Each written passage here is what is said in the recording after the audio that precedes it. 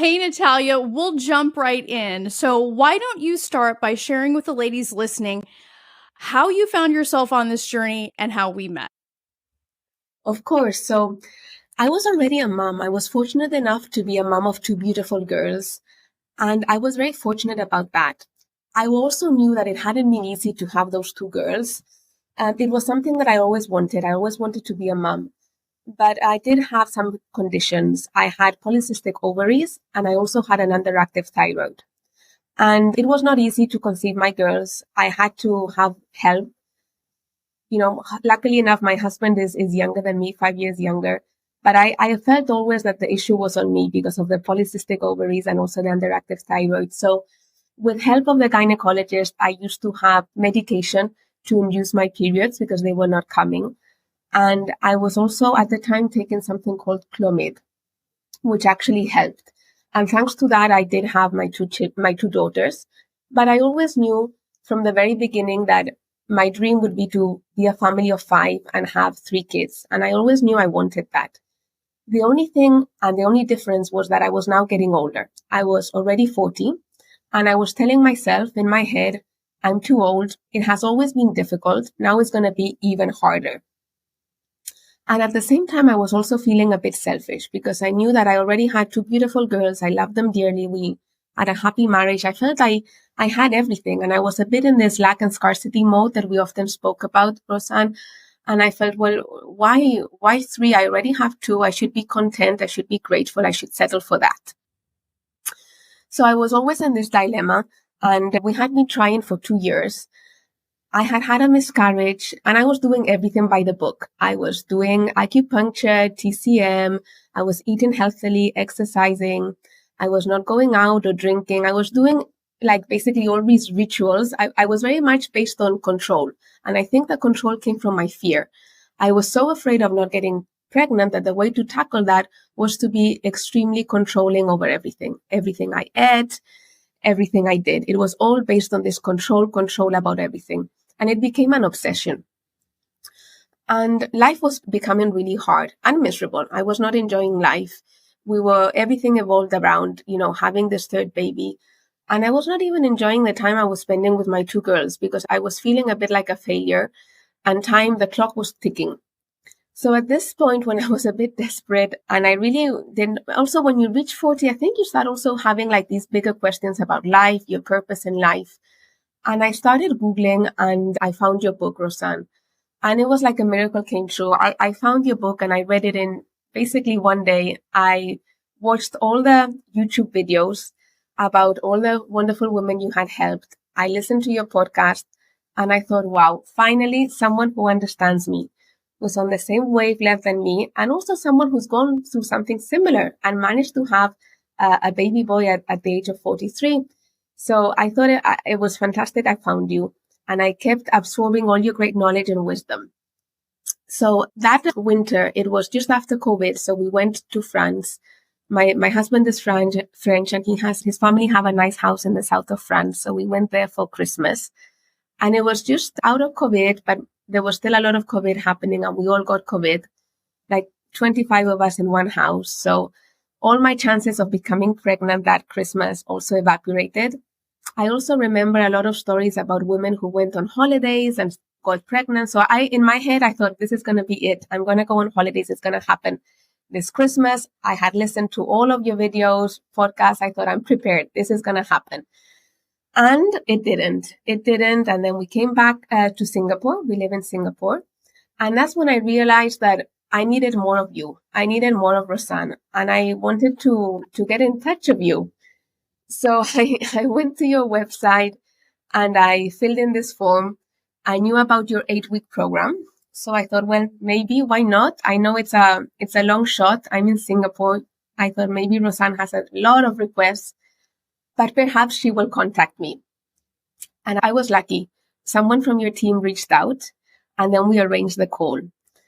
And yeah, I was so happy because by then I thought of you like a celebrity. I thought you were like this wonderful, I don't know, like gift of God. So I was feeling very blessed that we had that call. You listened to me. You asked me some really good questions and I felt very understood and connected to you. But then when you told me about the group coaching, I don't know. I had second thoughts. I thought, group coaching, I've never done this. My story is quite personal. Also, I was not very proud of my story in the sense that I thought I have two girls. Maybe I go to this call and there's women there who are trying for the first time. Maybe it's disrespectful for them, for me to be on that call when I already have two girls. Is it for me? And I remember you being very honest and you said, look, Natalia, you share what you want to share. I've done this. It's working. You will hear from other women and you will learn from this. And there's so many stories that have a lot of things in common. So I decided to give it a go. And that's when I started the 8-week program, which was, revolutionary, not just from the point of helping me to eventually conceive, but also because it helped me find myself. I learned so much about myself and I grew and I developed so much as a human being. I was basically a new person in every aspect of my life. And that came to life through my relationships with my husband, my daughters. I think they also realized I had become a new person. And I loved some of the modules there about having a true vision. Also thinking about this from the 360 degree, being strategic about who you select on your team, your bump squad, challenging the stories. I remember you used, I think it was the word saboteurs, not challenging these stories you make up in your head about being too old or being selfish or I'm wanting too much. Like all these stories, I remember I challenged myself. And you also challenged me because you and also you challenged the other ladies in the calls. I remember how you gave us homework. I'll always remember one piece of homework that you always said, write down, I think it was some ridiculous number, like 300 times where you've been blessed in life. And I went through that exercise and I actually realized, wow, what am I worrying about? Where is this fear coming from, right? Things always happen to me and life is good. The universe is good. So you really helped me break all of that through. Wow. Wow, Natalia. I mean, I feel very blessed for sure to work with women like you because there is a very common through line for women that kick ass on this journey. And it is a willingness to be better. It's a willingness to grow. And that's not because you suck. It's because your vision for your life is bigger than, where you are today. And and the thing that I love about you is you had the humility, Natalia, because you've got loads of credentials, you got a lot of things going on, you're a powerhouse badass on your own, but you were willing to have the humility to say, you know what? There's something I can learn here. I mean, like, take the example, because, like, you're not the only one. Like, sometimes women freak out about everybody thinks they need one-on-one coaching. I disagree. And that's because after years of doing this, what do I know women need? Structure, consistency, and community. For anything to be sustainable, and for us to truly integrate the lessons that are going to help us change our lives, you need those things. And we spend so much time on this journey siloed, alone, in shame, that when you are around like-minded women with big hearts, I mean, because that's one thing that I know for sure. Every woman that comes through this program has a huge heart, is so kind, so generous, so giving, that, when you surround yourself with people like that and get out of your lack and scarcity story and the bullshit that I'm the only one living this, you open yourself up to have the exact changes that you're talking about. Totally. I felt that so much. I felt so heard in these calls, so listened. And every bit of advice or every time you challenge someone in the call, I felt related. I felt connected to that story because we're all the same, right? We're all going through the same struggle. We need each other, right? We need that support. And I think many times, as you said, we live in isolation because we have this shame. And I think that's the word. I felt very shamed, embarrassed about my situation. I couldn't speak to anyone about it. I mean, my husband knew, But, there are things that you also need, like other people who are going through it to also give you their perspective, right? So despite the love of my husband, the love of my children, I needed that community. And that's what you gave me. And I'm so grateful for that.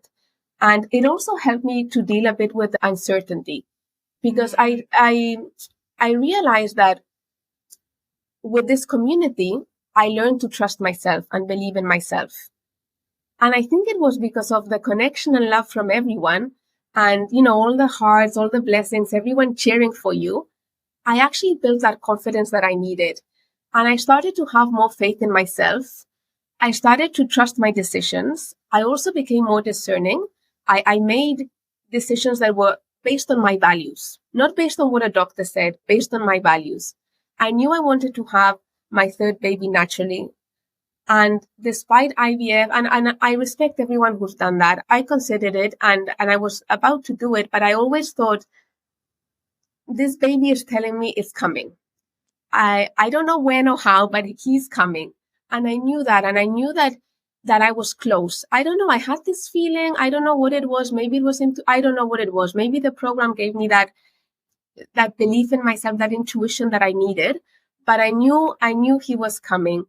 And he did. After those, just the 8th week after I finished the course, basically I went to the gynecologist, and he saw 2 big follicles. And I remember very well, it was the 22nd of April, and he saw 2 large follicles. And I thought, oh, maybe this is a sign, maybe it's actually twins. It's 22, 2 big follicles. And on that Friday, we were very excited. I knew the call was the next day, so it was on the Saturday. So my husband and I were, getting ready for a romantic evening. And that same evening, our neighbors decided to call on the door. And worst timing ever, but I did think about ignoring the doorbell. But anyway, we ended up opening the door, and the neighbors came in, and they decided to just hang out with us, have a chat, and they didn't want to leave. They were there. And yeah, I was getting very nervous. I could sense my heart beating. I was a bit on edge, and I thought, look, this is supposed to be our evening. But then I thought, wait a minute, here am I again, lack and scarcity. I'm starting to believe this is the one and only chance, and that's not true. If it doesn't happen this Friday, I've got, so many other months throughout the year where this could happen, right? It's not the end of the world. It doesn't have to be my way or the highway right now, right here in this moment. And I started to relax. I started to enjoy the evening. I actually had a beer, something that I had prohibited myself forever. And I just said, look, if it's not meant to be, it's not meant to be. Maybe this is a sign from the universe. Let's just relax. And the neighbors eventually left very late. And my husband and I were laughing about the whole story, thinking, this is not how it was meant to be. But anyway, and we did have a very nice evening together. And we let it go. And then the next day I woke up, I was feeling good. I went to your call. It was, the calls were, I was based in Singapore, so they were happening a bit later in the evening for me. But I always stayed up until 2 or 3 a.m. listening, because I got so much out of them. And I remember telling the story in the call, and you laughing and say, look, what's the worst thing that can happen? And you'll have another chance next month, and the next week, month after. You had a good time. That's what matters. And then, 2 weeks passed, but I stopped, controlling the dates, the signs, the mucus. I just let it go. And and my period did not come, but I could feel it was coming. I could really sense, I had every sign my period was coming. So I thought, okay, this is it. And I started to get a bit sad. I actually went on a business trip to the US, and I read quite a few books, in the Surrender Experiment also from, I think it's Michael Singer. And I said, okay, like, this is just time to let go. It will be what it will be. And I remember contacting you and said, Rosanne, the 8-week program has finished. I'm going to get my period. I think it's also a sign that I need more coaching. I need more time with you. Let's start the 1-to-1 coaching. And you told me, yeah, that's fine. Let's do it. And then I came back from the US to Singapore, still no period. And I thought, okay, this is my polycystic ovaries playing up again. that's why it's not happening. But okay, I really want my period to come, because if my period doesn't come, I can't ovulate. And if I can't ovulate, I can't get follicles. And without follicles, I can't, my rational brain was going 100 miles an hour. And then suddenly I thought, I don't know why, I thought, well, I've got one pregnancy test left. Maybe I should try. But I already knew the answer. I said, why am I trying? It's really, I needed to be right. I had this thing about it. I am right. I am right. And when I did that pregnancy test, I couldn't believe it when I saw the 2 red lines. I was so shocked. I was so shocked because I was wrong. I had never been wrong. I was always convinced it is my way. I am right. And I remember taking a photo. You were still in bed because of the time difference. And I sent you a screenshot and I was shaking. I couldn't believe it. I nearly had, I don't know, I just couldn't believe it. The fact that it finally had happened. And so it was a miracle, a true miracle. I mean, this is insane, Natalia, because, so much of what you shared here is about getting out of lack and scarcity, right? And this is what we do to ourselves on this journey, right? Like we tell ourselves, we give ourselves lack and scarcity stories about money, time, other people, shame, all of these things that make us small, right? Think about like, even if we back up the bus here, I mean, I love this story and we'll come back to it, but like, even if we back up the bus and we look at how you were shaming yourself for wanting more, like how crazy, do we get? Like our self-sabotage pattern is insidious. It's just crazy. So let's go into what was it? Because there had to have been something that shifted in you in order for you in that moment to say, I've got 2 big follicles. Let me just give this a shot. Like, because that's a massive departure from the woman that was doing everything by the book and then having a beer, having, your neighbors interrupt you. Like, what do you think allowed you to really relax into that moment and allow yourself to receive the possibility of actually conceiving this baby? Yeah, it's a great question. And I think had that happened, before I met you, I would have freaked out. I definitely would not have conceived that evening. I know that. I know that in the bottom of my heart. And I really think it was a few things, but I think a lot of it was building that trust in myself, building that trust and believing that it's possible, that it's going to happen, and loving myself, having a better opinion of myself. Because before I used to criticize a lot everything, right? And I was always like, I could have. I remember telling myself, well, I should have not opened the door.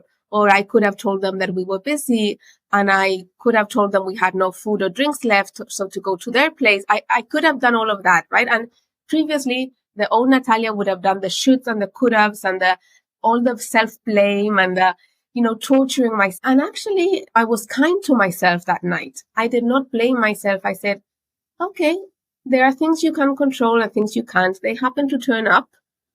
So be it. So be it. And trust yourself that maybe this is actually a good thing. It's a good sign. Maybe you do need to chill out a bit and have a beer and relax with friends and who knows, just let it be. Get rid of that control, right? Trying to control every minute of my life. And I did that. And then another thing that you also taught me, Rosanne, was about having faith.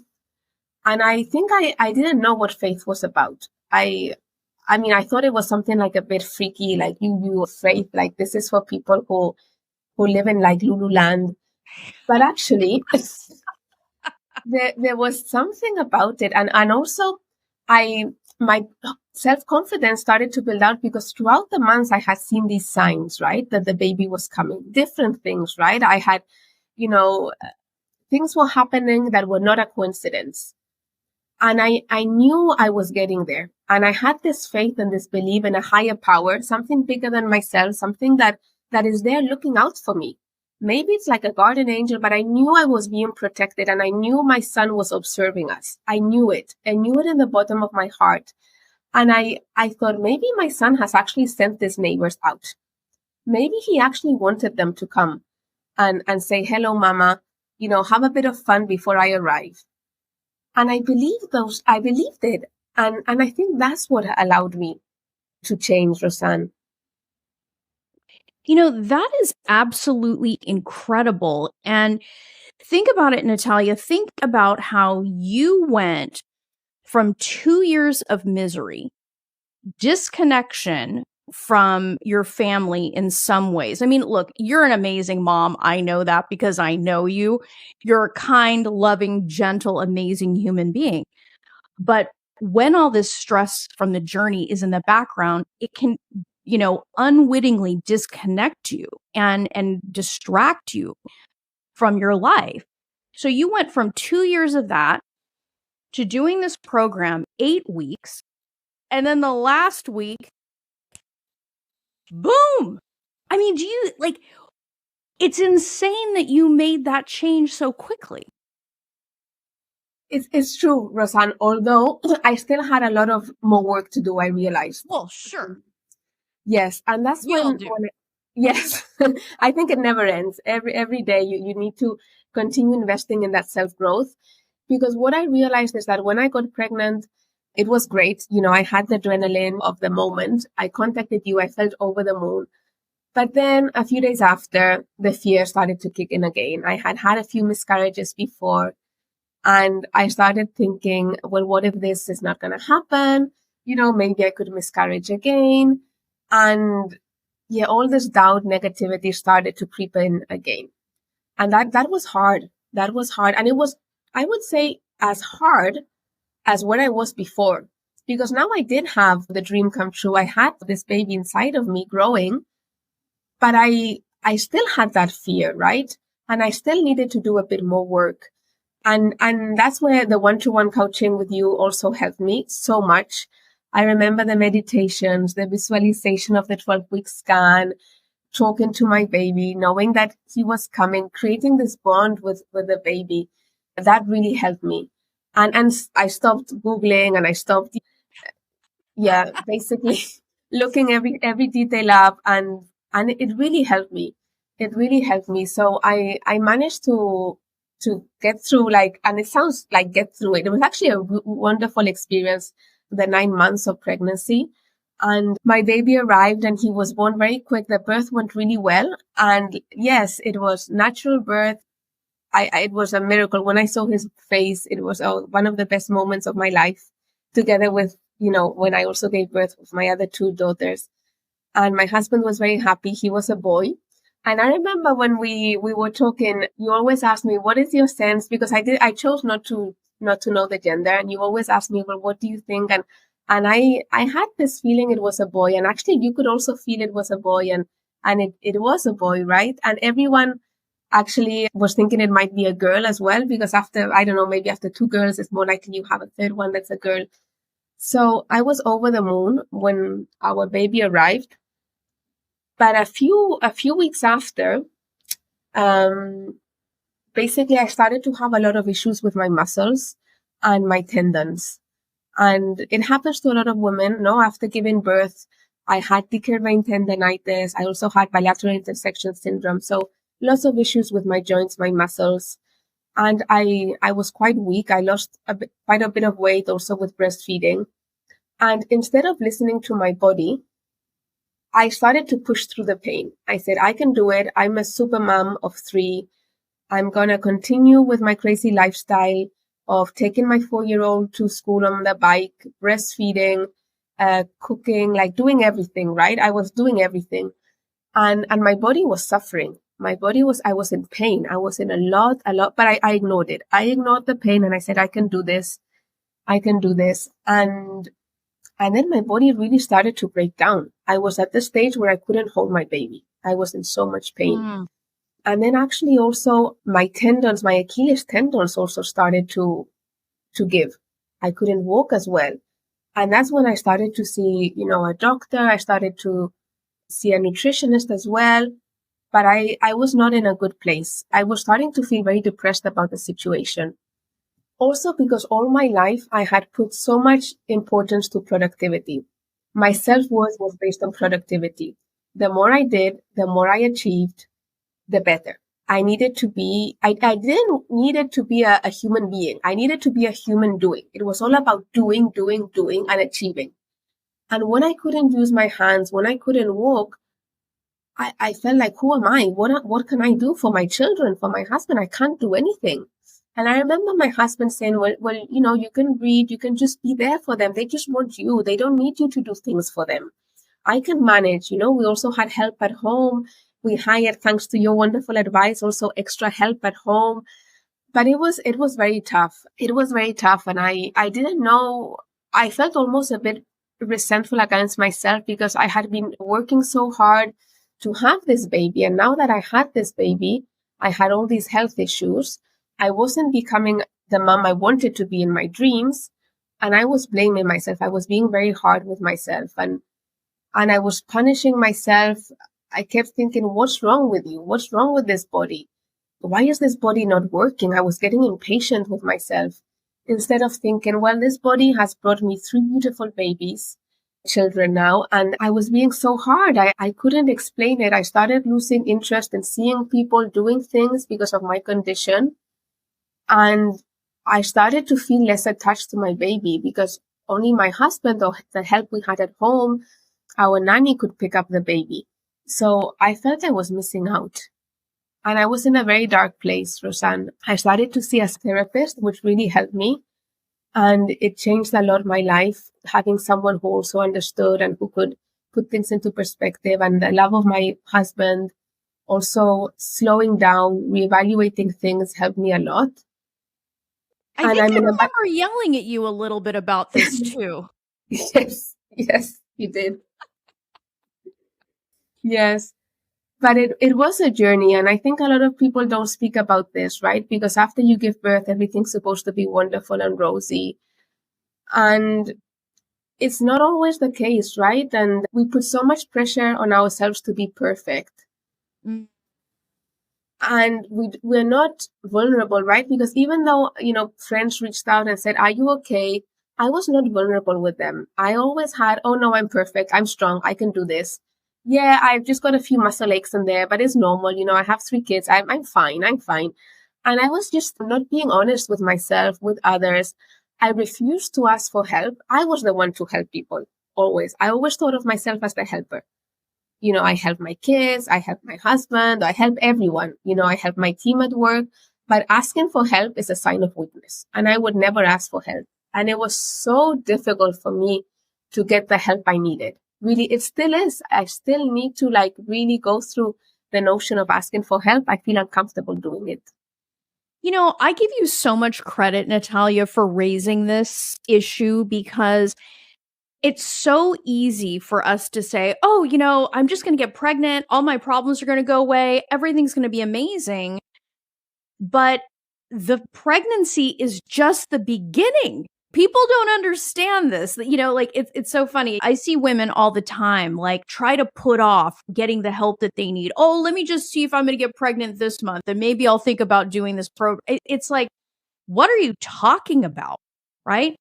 Asking for help is not weakness. It's actually one of the key signs of strength, right? As a leader, because you're a leader, you understand that asking for help is a critical aspect of growing and leading and doing the things that you say you want to do. I mean, the idea that any of us gets anywhere without help, that's just ego. That's just hardcore ego running the show, and it's intellectually dishonest. The reality is we all have help to get to where we want to go. And when you have a big call on your life, like you do, Natalia, it takes a village. Okay? And that doesn't mean that you suck. It just means that your life is changing and the resources that you're going to need to get to where you want to go are different. And again, you're such a kind and generous, humble person to be able to share that aspect of yourself, because people only share the Instagrammable version typically of their lives. And so, it's super generous that you're sharing this. And I think it's really going to help women understand, think this whole thing through, right? But this is also why I teach the way I teach in my programs. And when I coach women privately, like yourself, when I have the good fortune of working with women privately, it's like, no, we're going to take this through 40 weeks of pregnancy and beyond, because you have motherhood, right? It's see the whole thing through, not just the pieces. See the whole thing. What do you think? Totally, totally. And actually, the fact that I went through all of this has made me a better person, more compassionate. I've rediscovered aspects of myself that I didn't know were there, right? Because I think a lot of times we don't want to feel and we're afraid of feeling. So we numb the feelings by doing something. And a lot of time we compensate by doing exercise compulsively or drinking, or, in my case, it was all about doing and achieving, right? And I started to do less of that, right? And I started just to be and accept the fact that this was happening. It's happening, right? My muscles are weak and my tendons are weak, but actually it's nothing I've done wrong, right? It's just happening, and it's happening maybe for me, right? Like I'm going to get stronger. I need to think long term, right? I'm not the victim of this, because I was very much in victimhood. Oh, this is terrible. Why me? What have I done? Why do I deserve this? Poor me. And actually, now that I look back, right, it's changed me, who I am. I'm a more compassionate mother. I listen much better. I had no choice but to sit down. I had never sat down in the sofa before. And now that I couldn't physically do that, I was actually just sitting, relaxing, just being. I was there for my kids. My kids noticed I was there. And also I delegated to my husband. My husband was doing everything. He managed like all the school stuff. We moved house. He did the whole move, all credit to him, packed all the stuff. He didn't do it like I would have done it, right? Like I would have packed differently. He packed too many things, in my opinion, made the wrong choices, but actually he did not. What happened with the move is that he managed it so much better than I could have. He's also really analytical. He does his research. He's much more thorough than me. And I actually thought I was the best. I thought only I can do this. And I dropped the ball, Rosanne, and it felt so good to drop the ball. Amen. For the first time in my life. Yes, dropping the ball.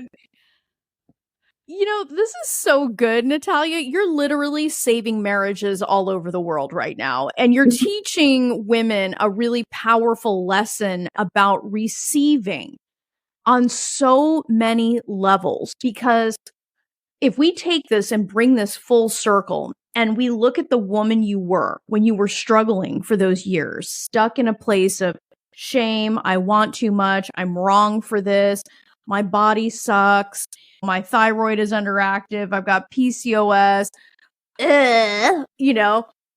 to conceiving this miracle boy, right, under the most hilarious circumstances, and then watching yourself continue to grow through the process and have the presence of mind, Natalia, to notice, holy cow, all of this insanity was happening for me because now I'm actually more connected to my children, more compassionate, more able to ask for help. I'm actually turning into the woman and mother I said I want to be. Totally, totally. That is what happened. Exactly that, Rosanne. I became a new person. And I would not have be the person I am now if I had not gone through that experience. 100%. And you did that, Natalia, in less than a year. Like, do you see that? Do you see how quickly? I mean, nobody believes me. They think it's just cute for me to say, where do you want to be 12 months from now? I work with women who intend to get and stay pregnant in the next 12 months and look at what you did and look at how quickly you did it. And look, it's not about the speed per se, other than to point out When you want to make a change, you can make a change very quickly. It doesn't have to take forever. And you're living proof of that. Yes, that's right. You just need to want it, believe in it, trust in yourself. And I think also what's important is to stay in your lane, right? Have that focus, stay in your lane. Don't compare, because that kills the joy and creativity, right? It's going to happen, right? And everyone lives a journey in this life that is meant to be for them.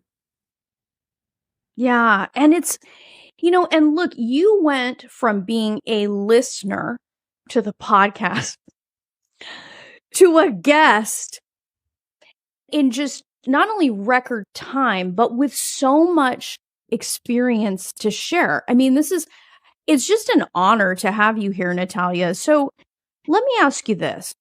This is a question I love asking women, because there's a woman listening to this episode right now who is thinking about giving up, thinking she doesn't have it in her. And what would you say to that woman right now? So a few things I would tell that woman, Rosanne. So the first one is just to be curious. Be curious about the stories you tell in your mind about yourself, right? And challenge those stories, right? In my case, it was, I'm too old, I'm too selfish to want more. And challenge those stories. Where do they come from? Look at it. Think about your childhood. Because a lot of these stories are ingrained. They're there and they've been there for a while. And try to dissect them. Understand what's behind them. What's driving them. Why are you the way you are? Because that will give you some really good answers, not only for this journey, but for your life. The second thing I'd say is let go of the control, because the control is the fear.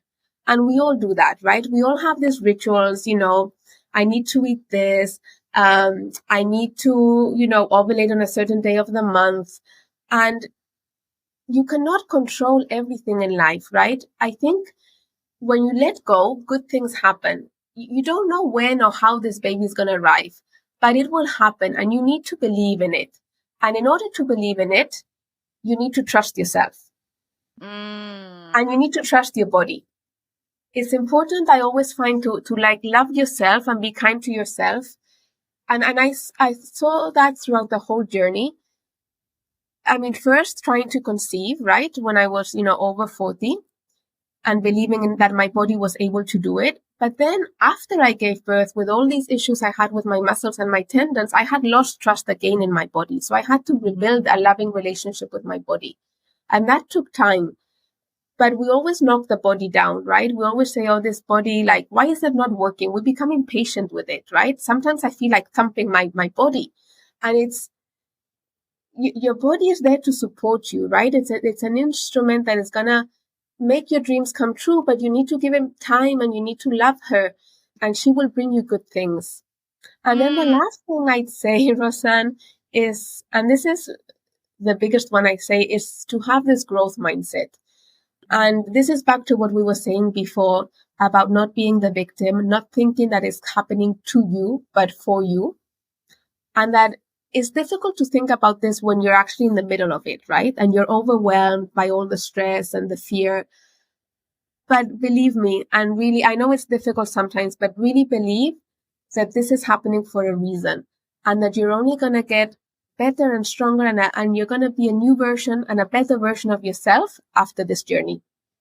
Yeah, that is so beautiful, Natalia. And I think that's a message that more women need to hear, is have a freaking growth mindset. And for fuck's sake, if you can't figure it out on your own, get help. Yes, get help. Help with this. I mean, this nonsensical idea that we're just going to magically learn what we need to learn, because here's the thing that a lot of people don't understand, but you had the humility to step into, is this idea of, it's one thing to know, but it's another to implement. And really what you're excellent at is the implementation, because every week when we were in the group program, You would do the work. You would come with questions. You were up at 2 or 3 a.m., like you said. You were not leaving without this baby, right? Like, you put your skin in the game. Like, you did not just dip a toe in, Natalia. You were in, and you came with the expectation of learning and implementing. And that's what a lot of people need to listen. Like, I love that women are going to be listening to what you're sharing here and your generosity. It's a completely different story to actually be willing to apply it to your life and to do the work. And you and your family, this beautiful family, are living proof of what happens when mom's willing to do the work. So thank you for that, Natalia. Like, thank you for so generously sharing your story. I know women are probably weeping somewhere hearing about this. And how old is your baby boy now? So now he's 9 months. It's so crazy how quickly time flies. I mean, I remember when you sent me the text message. I remember moving through that pregnancy, and I just remember thinking, like, wow, like, how quickly this all happened. And I can't believe he's 9 months old. But Natalia, bless you, bless your beautiful family. Thank you for sharing what you shared here. And I know that it's going to be changing lives. So thank you for sharing with us. Thank you so much, Rosanne, for everything. Love this episode of the Fearlessly Fertile podcast? Subscribe now and leave an awesome review. Remember, the desire in your heart to be a mom is there because it was meant for you. When it comes to your dreams, keep saying hell yes.